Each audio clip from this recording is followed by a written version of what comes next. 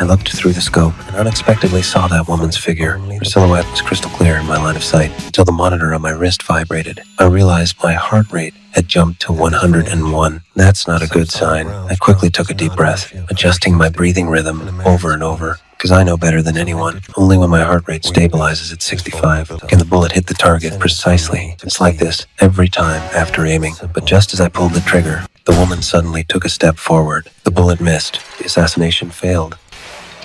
Fuck.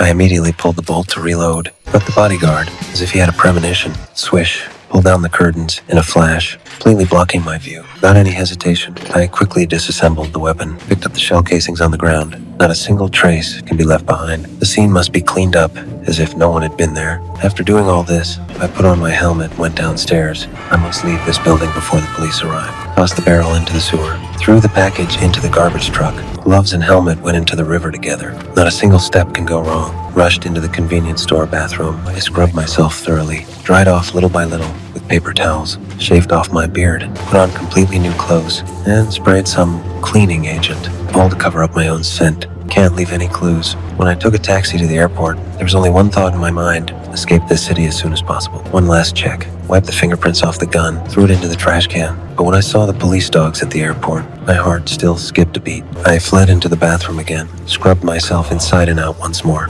made sure there was no gunpowder smell before daring to buy a plane ticket. Called my boss during this time, told him the plan failed. The moment I hung up the phone, I immediately removed the SIM card, stomped the phone to pieces. Can't give other hitmen a chance to track me. To avoid surveillance, I deliberately transferred flights midway, changed the ticket to the next day, found a hotel to stay in, asked the waiter to bring some food, then picked up a pot lid and a glass, hung the glass on the doorknob, propped the pot lid upright by the door. That way, if the door is pushed open, it will make a sound. I can react in time, prepared whether to escape or fight back. Fortunately, all night long, nothing happened. After relaxing, I finally took the plane back to my home country. But before I even stepped through the door, I sensed something was wrong. The footprints and cigarette butts on the ground. They all told me there was a problem here. I hurriedly pulled out my pistol, quietly climbed over the fence, ran all the way towards the villa. The house was in chaos. The hitmen were gone. My wife was gone too. My hands shaking, I dialed my wife's phone. Only then did I find out she was in the hospital. My brother-in-law told me